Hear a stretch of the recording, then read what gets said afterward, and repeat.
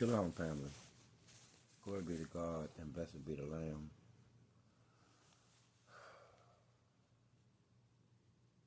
How's the sun setting on my brother?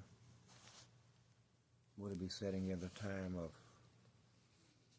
November in the coolness? Would it be in the time of winter where it's frosty? Or would it be in the time of summer where it is hot?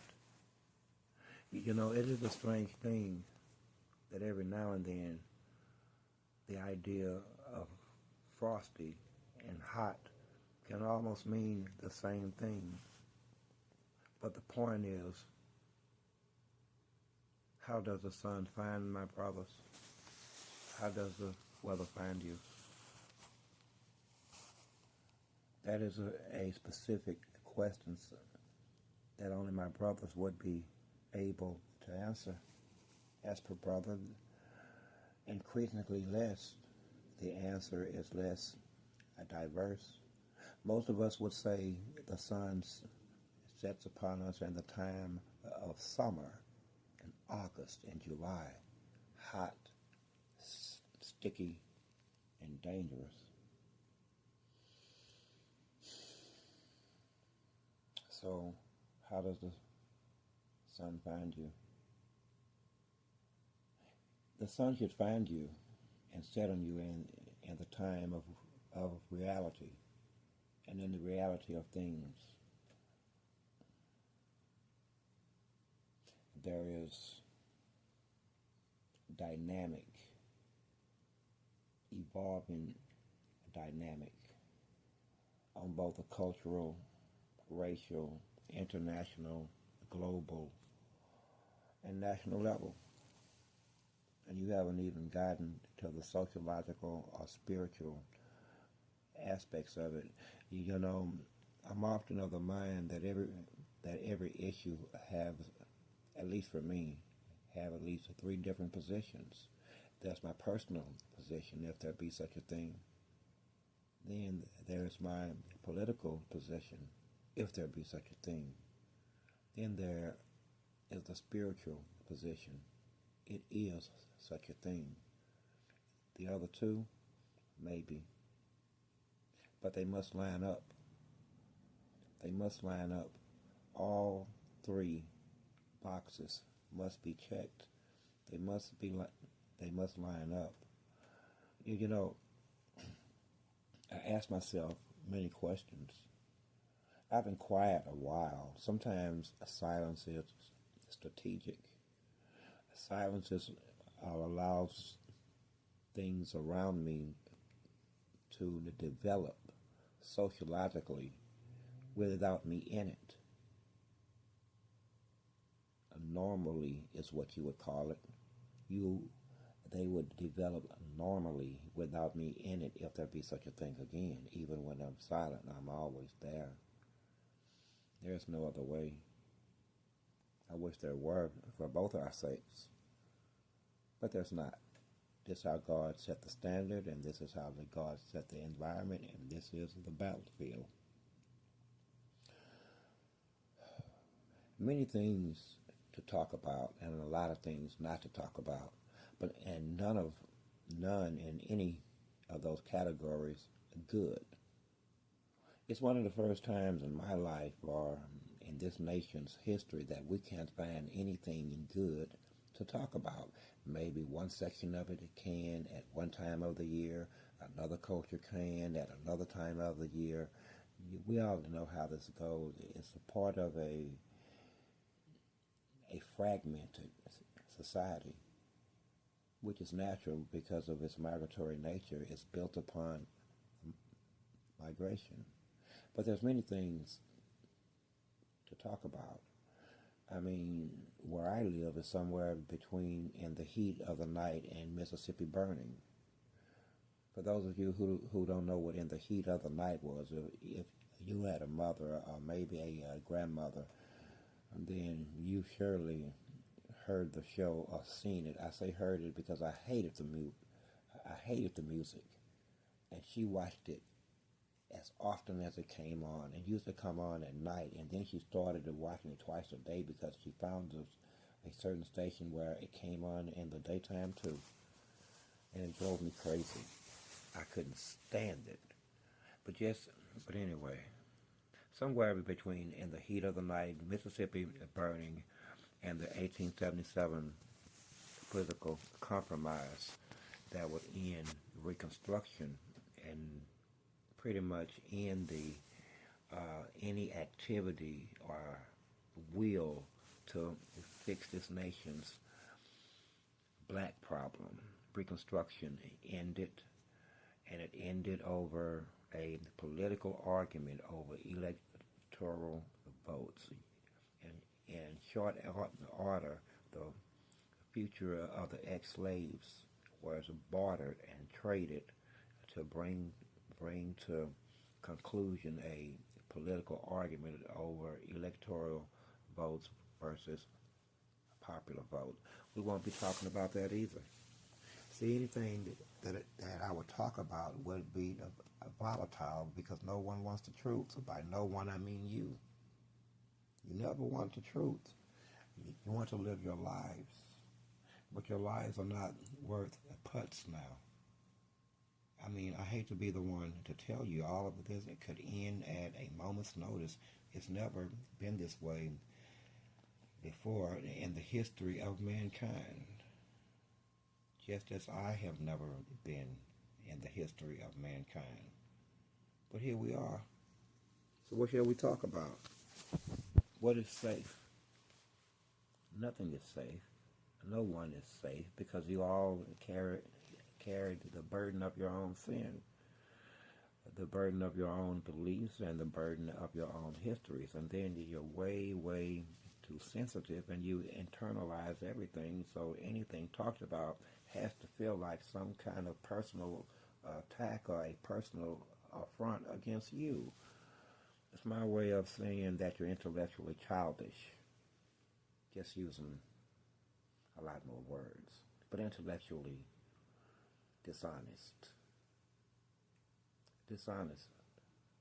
so to speak. So what shall we talk about? You know what? Who is the enemy? I mean, who would be my enemy? Who would be the enemy of God? Who would be the enemy of God's people? Who would be the enemy of the believer in God? Who would be their enemy? Sometimes they are their own enemy. I told you in history, Muslims and Christians slaughtered each other almost at a whim. It didn't take much of an argument. It only took them living in too close of a proximity to each other and them knowing that there's Christians right over there. Then the Muslims would march over there on horses bearing sword and shields and murder as many as they could. But wait, you only had to wait, not even 2 generations, and the Christians would return the favor. And they called it the Crusades. And they were both dead. They were both dead. They were dead spiritually, and they were dead in the flesh. But death in the spirit started first, where it always does. It's like pushing a button on a stopwatch. Tick-tock, tick-tock, and time winds down in the random order of things, which there is no random order. There never have been. Mother Nature does not produce randomness. Only man does. But I would be drifting again. I'm just following how my brain is just running with things now. It talks to itself, you know. I don't hear it, but I know that's what it's doing. It's ahead of me. It's ahead of, you would have to understand, I said I don't do my own thinking. I don't have to. It's done already. Everything is written. Everything is ordained. Everything is certified and validated. It doesn't get any better than that. And right now I sound so fucking dry, but I mean to. So what and who is the enemy? Is it the Christian? My enemy, the Muslim, the Jews. Maybe it's the immigrants. Maybe it's the members of the LGBTQ community. Maybe it's white people. Maybe it's the Mexicans and the Asians and the Indians. Huh? Who is the enemy? Is it the devil or the demons or the fallen? Who is the enemy? Truth of the matter is, I really don't have one. There is no enemy. Not one that would be seen. They're there, and they would consider themselves enemies. I consider them actors in an already written play, in games, bookends, pawns, in an already concluded chess game for the most part. It's like it would be akin to a cat, a domestic house cat that plays with a rat before it eventually kills it. Sure, the rat will make several attempts at feign attacks and escapes, but in the end, we know the end, and so does the cat. This one's over. It's been over a while now, but who is the enemy? And if there would be such a thing, then what would they want? What do they need? Because right now it seems like the enemy needs silence. As we swing from trees, we need silence. Like I said, somewhere between in the heat of the night and Mississippi burning. And they need silence. They don't understand those. Silence is sometimes strategic. And in fact, in my world, it always is. It always is. I said a long time ago, in a fight, not a fist fight, a gunfight, but in most fights, arguments, step back from the argument and let them argue by their goddamn self. Or in most situations, you should step back from them and let them develop along their own lines without you in it. No input whatsoever. Let it develop on its own accord. I don't think that they would think of themselves as enemies. Enemies of what? God? There's no other question that there is God, that there is no standing against God. Only in one entity's head would he believe he could stand against God. Trust me, I am way up above you in terms of power, as you would call it. I melt in his presence. I know that with a word, a whisper, a thought out of him, and everything changes for me. See? That's all it takes, as it is for you. At any rate, the enemy, as we swing from trees, as we know history, as we know all of its players, as we know of the social orders and the social constructs. I ask this because my next question would be, what does America expect from the people? The people. What does she expect? What does she expect from God? What does she expect in terms of retribution, a penalty, righting a obvious wrong as I speak? So, I mean, you don't realize it, but since March, 27 or 28 people have been found hanging from trees. But we don't want to talk about people hanging from trees now, do we? That's so antiquish and inefficient. But I don't want to drift in some kind of dark area like my heart really wants me to right now. It almost got me right then, dragging me over there to the dark side of things. But I understand that this is ritualistic and it's also a mental illness passed down generationally. But if you understand Mother Nature, then you would understand that anything that any creature that it has created or evolved upon this planet and Mother Nature recognizes it. By recognizing it, I mean respecting it and giving it right to exist without her killing it off. You have to have clearance when you're dealing with Mother Nature.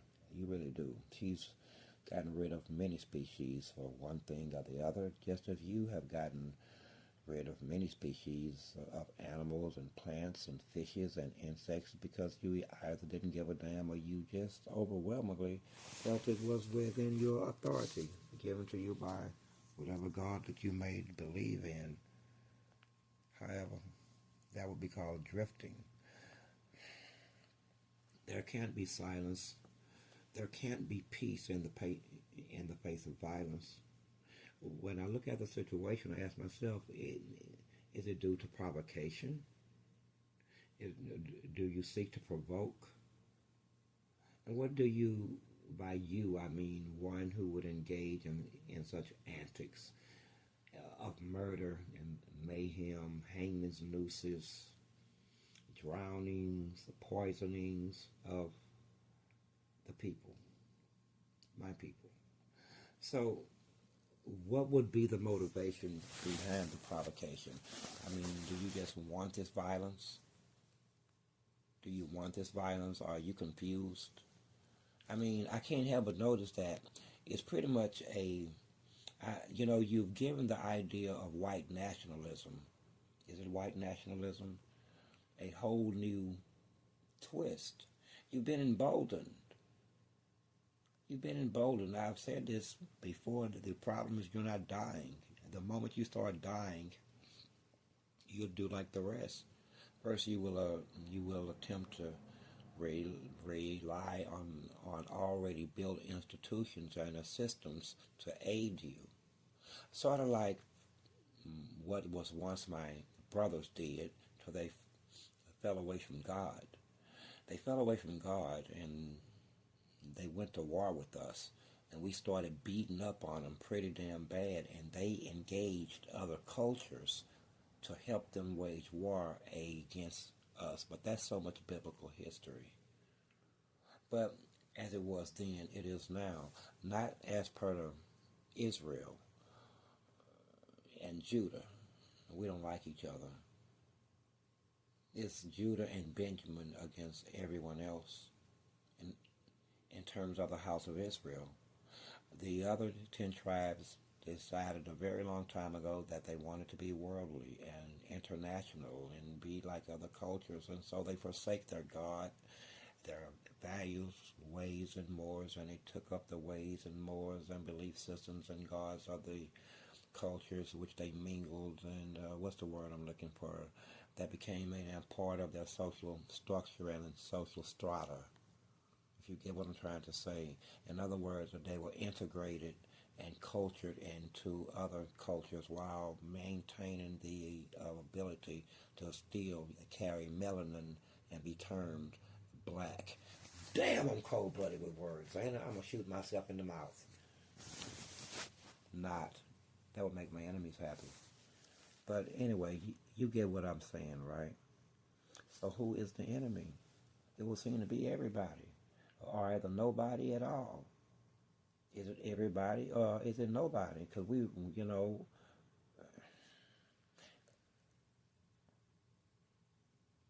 here's how we view it, meaning source. There is the 1/3 to be separated away from the whole, leaving 2/3. Would they be deemed the enemy? I would think of the 2/3 as the members of the 10 tribes, largely, with some members of both Benjamin and Judah included within the 2/3 that have forsaken the faces of their fathers and their God.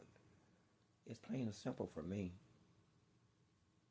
It's plain and simple, but not so for others. Any They don't want the cultural or racial or religious overtones and implications. I don't know why that shit matters now, though. Hasn't mattered for hundreds of years. It hasn't mattered for 425 years here. Now, all of a sudden, such things seem to have undertaken a value that I don't understand. I understand why I would be interested in it, but I don't understand why they would, when they meaning the other members of the House of Israel, minus 120,000. Quite honestly, we only seek 120,000, 12,000 from each tribe, which I shall not be going down the list of the other 10. 120,000 members is what we seek from them. The rest is a choice that they make. The rest is a choice that they make. The word, scripture, and pathway forward is very clear on these numbers. They don't fudge. But would they be the enemy? Would it be the white people who are currently just on a rampage as if they're trying to bring the South? I mean, from the looks of it, the South is rising. I know if I woke up every morning and if I hated you or hated someone, and every time I woke up there was one of them hanging in the tree, then I would think that I'm winning. But that would intone all of the wrong things, man. Let's not go down that path. That's a bad path to go down right now. It's a bad path because it's over-encompassing. It's over-encompassing. The path I was going down would have blanket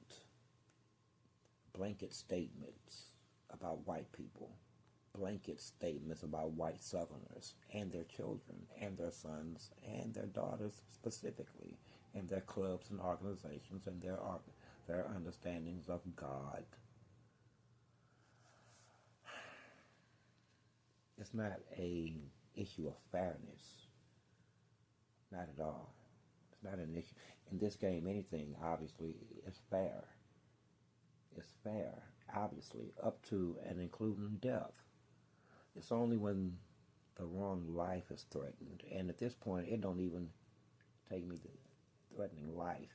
It takes them simply feeling uncomfortable. Uncomfortable. But if this be the case, it's like I said, I would think that you would have produced a narrative that you explain to each other as well as your children that would move beyond me and what I believe and what I do.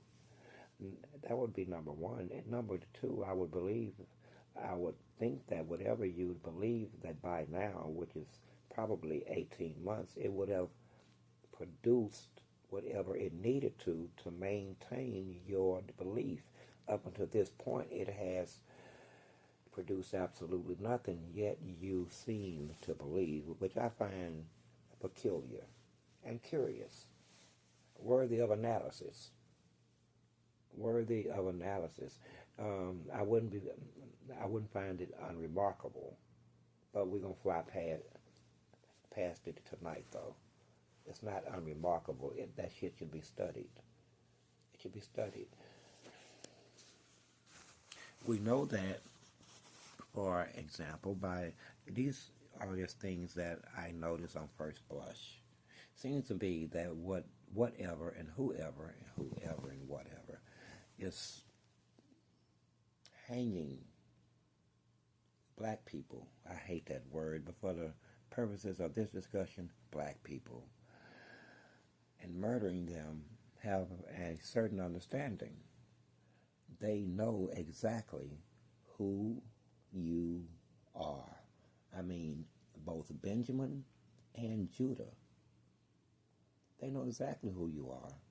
And the only way that your in the wool enemies could know who you are is by the members of the House of Israel who's known you and been with you for thousands of years. You see where I'm going with all of this? implication, implication, implication. This is how things get started, but they want to avoid these things. They do. They want to avoid them. I already knew months ago that we were headed towards a family fight, a huge one. I've been trying to explain this for the better part of 2 years. No one has altered their behavior. No one have altered their understandings. No one have received the idea or returned a so much as a cross argument or a counter argument against. No one has so much as put forth a position.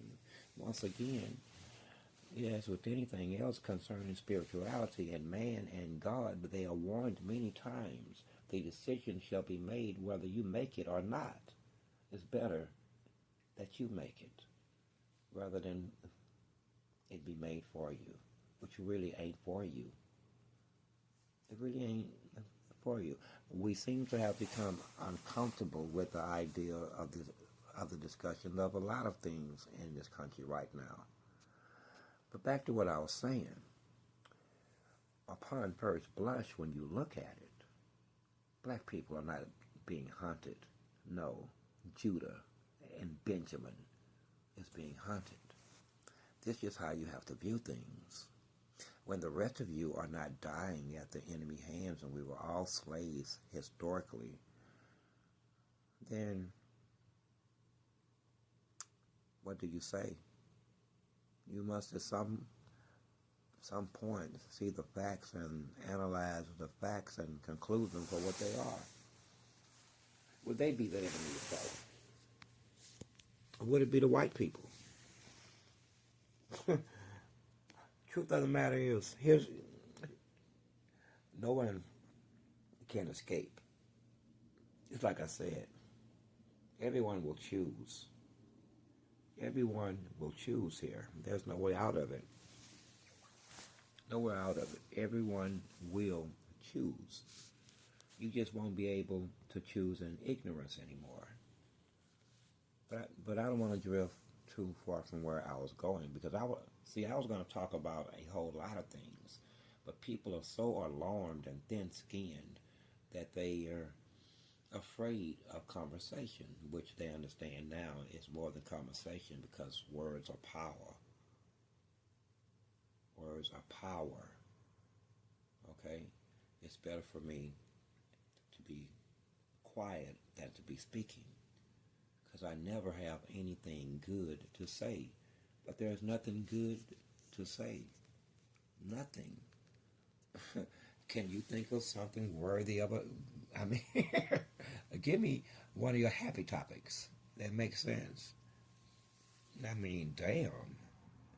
I keep saying that we're at war. There's bodies on the ground and there's bodies in the water. We're at war. How much more evidence do you need? How much evidence do you need? Before that, I was expressing, asking, posing the question, am I friend or foe? No answer, no answer, no answer. Just the same pattern reflective of what was yesterday and the day before that and the day before that and the day before that. It's almost as if you didn't hear the proposition at all. Friend or foe. To this point, I thought that, in legal theory, we have in the legal world, we have a theory. When you refuse to answer a question, you've already answered it. Your silence is affirmation, and now we only have to prove it. You don't have to answer it, but there's a reason why you don't want to answer it, and that's just the angle we're going down. That's just the investigative turn that we're going to take. And we'll still wind up in the same position after wasting a bunch of fucking time. So no one ever answered friend or foe. So I made myself foe. It was, that was need. Need. When someone attacks you, by attacking me, I mean those who love God, the least amongst you, the children, the homeless, his chosen people, and those who have chosen him, then you are immediately a problem. There's nothing that either one of us can really do about that. I am, for lack of a better word, programmed to protect them, even if it means harming you. You, on the other hand, for lack of a better word, and it may be the wrong word, are programmed to do specifically just what I, in direct contradiction to that position. So things are inevitable, aren't they? They are inevitable. There's no sense in me asking how much more, because there's no real answer. You know, I was in San Antonio. One of the places where they pride themselves, will you guys stop? Will you guys stop? I'm getting followed in San Antonio. This after someone has told me that San Antonio has some of the best investigators in the state or the country or whatever, but they don't know. I've been some places and I've done some things. I've worked in some areas like counterintelligence, so I have a kind of understanding. Anyway, long story short, I'm getting followed by a white woman and a white man walking down 7th Street, I think, or 9th Street. I don't know. I'm in San Antonio. I wasn't too far from the boardwalk, whatever street that is. Now, they cross every street with me. First, they are across the street, but block for block, as I cross the street, they cross the street. At some point, they take the opportunity to get behind me because they crossed the street. So now they're directly behind me. In comes the walk light, so I start walking. But they don't understand I am counting their steps. I'm timing out their steps as I watch the next light.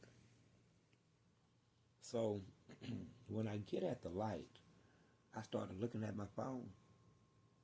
As it said walk, they did not proceed. That's step one.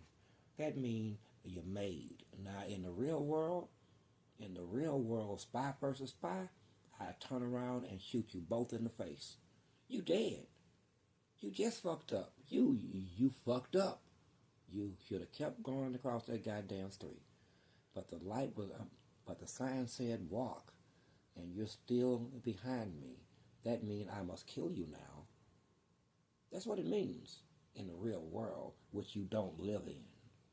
You don't live in the real world. You live in a controlled environment. But in the real world, Mr. White Man and Mr. White Woman, one gunshot wound to the face or the chest. The second one clearly running, forced to make me to do some cowardly shit like shoot him 2 times in the back as I make a hasty retreat. It was a justifiable kill. See, it's a dangerous game. This is what I'm saying. Too many people have been getting away with too much stuff for far too long. It's because they don't live in the real world. They live in a controlled environment. Civility rules. It's the only time that I've seen them follow the one, thou shalt not kill me. Each of them carry this within them. Thou shalt not kill me. Thou shalt not starve me. Thou shalt not make me homeless. Thou shalt not make me miserable. Hell, thou shalt not even cause me to lose my job. But they got a whole lot of, again, man. Now, I'm just messing with you. But it's the truth. I don't see anything else respected.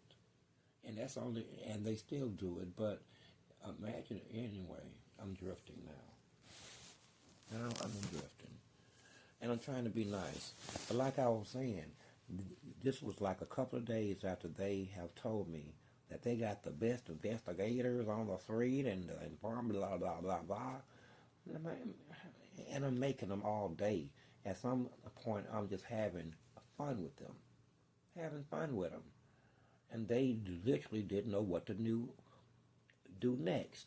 Well, it's because they're raised to the level of a fucking police, not spies with very real consequences. You understand that they had just been made in spy world. They just fucked up. They just signed their own death certificate. They may as well shoot themselves in their own head. It's only a matter of time after that before they're dead. And no one makes a big fanfare of it because there's an understanding. There's a code observed among spies and killers in the real world. But again, you don't live in the real world. You live in the one created by others to house your social norms, understandings, belief systems, and national characteristic, social order, social construct, systems, institutions, things like that. Controlled with a heavy dose of civility. Lucky for you. Otherwise, I wouldn't understand how you would even so much as find each other tolerable. Tolerable. Anyway, who is the enemy? Seems to me everybody is the enemy. It's either everybody or nobody. By when I say everybody, every non-believer or any believer that acts in disregard of their own belief, those would be the enemy. And what is an unbeliever? What is a disbeliever? I mean, at this point, like I said, it would be asinine to even entertain a human being on this globe. Or is it a globe? They say it's flat, I wouldn't even entertain them at this point, and neither should you. They hear the same thing you're hearing right now, and they have no way of stopping it. Neither do their gods, neither do their understanding of their own beliefs. They don't have a prayer in the world. And the one who they must pray to if they wanted to stop, I'm pretty sure he's not going to listen at this point, because we're well into what we're doing. And what are we doing? What are we doing? We are ascertaining enemies and building strategies around enemy fronts, enemy angles, enemy thought processes, enemy resources. You have to think like a soldier, but they keep saying that they're not soldiers and that they're not necessarily enemies. Well, I say that you have to be one or the other. I mean, you can be the citizen. You can be the meek. You can be the citizen, and you can be the meek. Both of which I would assume have made life choices that get them into those positions of citizen and meek. Meek being, those who, quite frankly, I don't know what to do with right now. I don't. I mean, we put them over there by themselves. We just don't know what to do with the meek. But I'm sure they have their part. In fact, I'm 100% sure the world has been promised to them, for they are pure at heart. Another way of looking at it. Anyway, we shall not be missing spirituality and biblical scripture with personal insight. Not tonight. Not tonight. It would be almost blasphemous, because this is something serious. I'm lying. Not blasphemous. But close. I'm still lying. I just don't want to do it. Anyway, damn. You see how I have to clean up my shit instantly? I feel the need. I can't even have fun with you for fear of you going to take something meant as being cliche-ish and fucking comical and go that it alter you into doing something or not doing something that you would not have otherwise done or not done. That is the seriousness of my fucking position here. It's that serious. It carries a huge responsibility, and you wonder why I'm sometimes quiet. What am I going to talk about? I mean, you really want me to talk about Mississippi? Want me to talk about Nolan Wells? Want me to talk about the 1877 compromise that ended Reconstruction? Want me to talk about the hangings or the spitting and poisonings? These are chemical and biological attacks of which I have much experience with. 3 of them, 3 poisonings, 1 killed my ass, and I just came back because I don't die like that. I just came back. Can you imagine? And it's true. 1 drop of fentanyl, and you could at least 3 level, you could very well be dead. But I learned a valuable lesson. Never leave an open liquor bottle no fucking where, especially in a hotel room, which I haven't got back to them. They think they got away with it. They right up the street. They know who they are. They know, and they're scared right now. That's some dumbass shit, ain't it? Some dumbass shit. See, and I don't do this. Why? Because it's got legs. It's got legs. They let their hatred for black people drive them or allow them to let someone in my room and poison my bottle of tequila. I knew something was wrong when I poured it in the glass over the ice. It seemed a little bit thick, but I had it in the freezer, so I just thought it was a temperature that made it thick. 1 sip, and I was out of there. I barely made it to the bed. So, what should I be talking about here? Hundreds of bodies found in Houston Bayou. Like Houston really built like that. Like you built like that. Like, man, please. Like you built like that. I'm from here. You ain't built like that. But there's something. Anyway, you ain't built like that. I'm just being straight. Yet here we are. Here we are. So what should I be talking about? See, everything frightens you. Everything frightens you. I think it frightens you because it comes true. It is the truth. And you built your entire lives, not each and every one of you, but most of your lives. Man, I don't want to be mean here tonight, but a lot of your lives are just one long lie. One lie on a day-to-day basis that feeds into the next day of lies. Lies about self, lies about others, lies about how you got where you are. Just lies, man. Well, I can't afford that shit. See, I learned long ago is lies are something that one must afford. You have to be able to afford a lie. Most people can't. And again, but in a controlled environment, the repercussions are limited. At best. At best. So I said all of that from the start of this missive. We are trying to figure out once again where we all stand. I've made myself clear. I've always been clear. I've been clear since I felt your pain that I once thought was my pain. But then I quickly realized I've done nothing to deserve such pain. And then that's when I realized it was a part of me evolving. You think that when Jesus died, he said he took on man's sin. You think that it's just words or symbolism. No.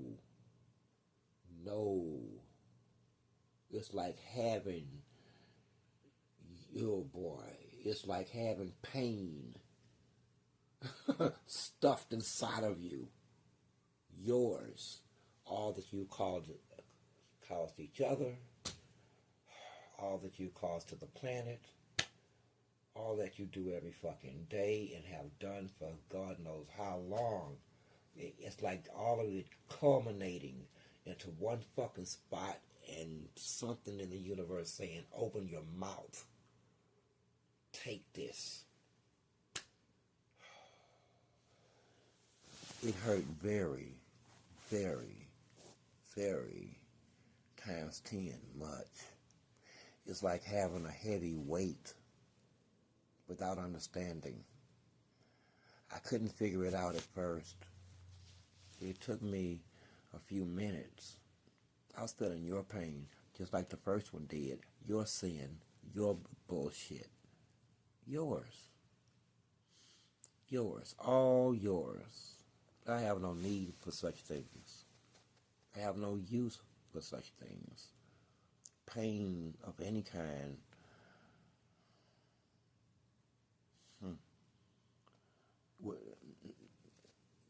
would be termed inhumane.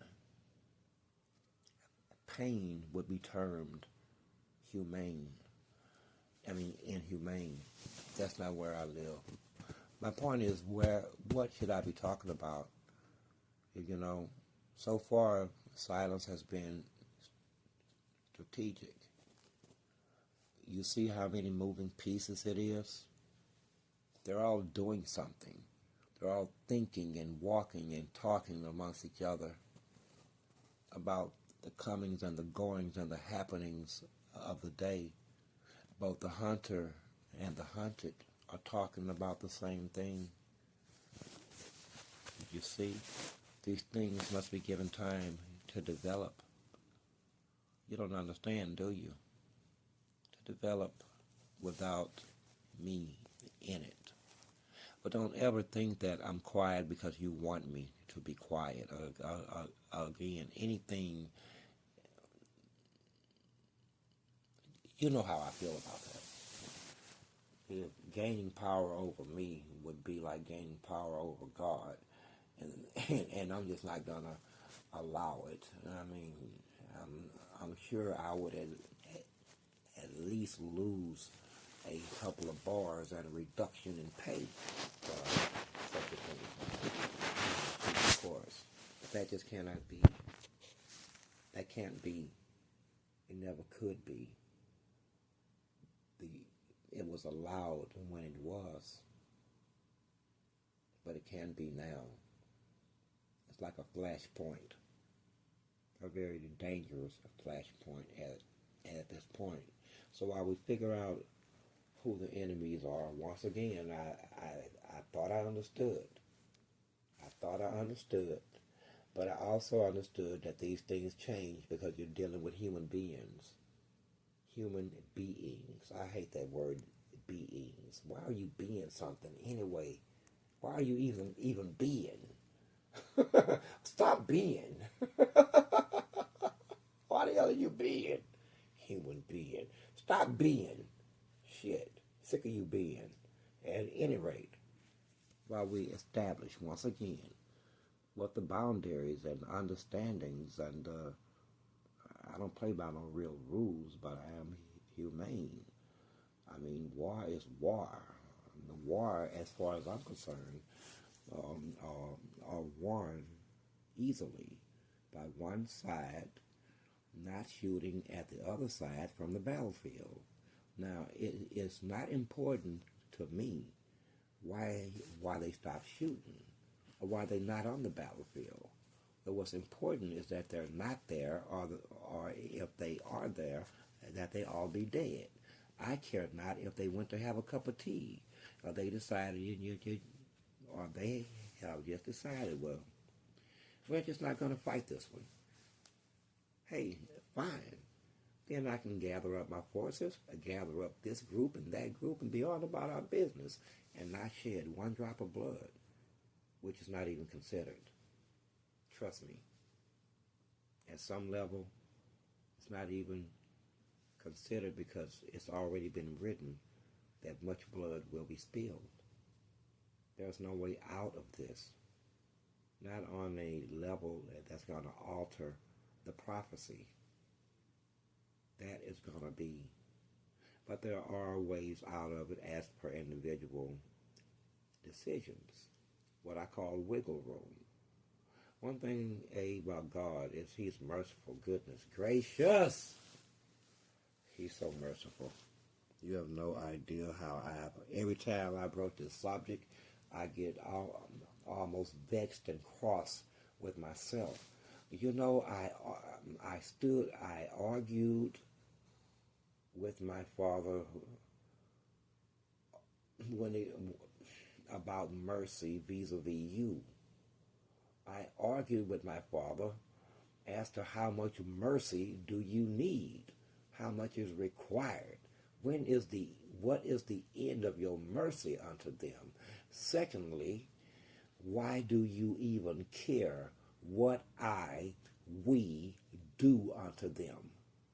This was a conversation I had about you. About you. Somewhere between you and him, y'all seem to have worked to end. Let me watch myself. But you see my position. You see all the wrong you do? Well, I already seen it. And I was already petitioning God to just, hey, you know what? Just let us do what we do. I was arguing, I found astoundingly, from the same position of the angels of Enoch and Michael and Ariel and Uriel, them. Goodness gracious. I mean, the position was clear. There is tare and there is wheat.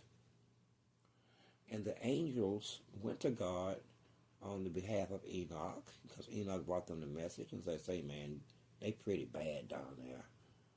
And so the angels came in and they said unto God, with all due respect, we know you know what we know. We know you see what we see. We know you know what we are about to say.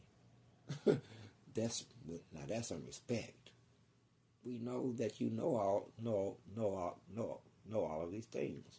So let us go down and deal with the tare. Let us rip out the tare. Rip them out by the root. That means your bloodlines. By the root. But then God said no. God said no. Then the angels, without inquiring, received the second part of his answer. He said, because inevitably you will kill or rip out some of the wheat. So we must separate the wheat from the tare. And that's where we are now. So the question becomes, are you wheat or are you tare?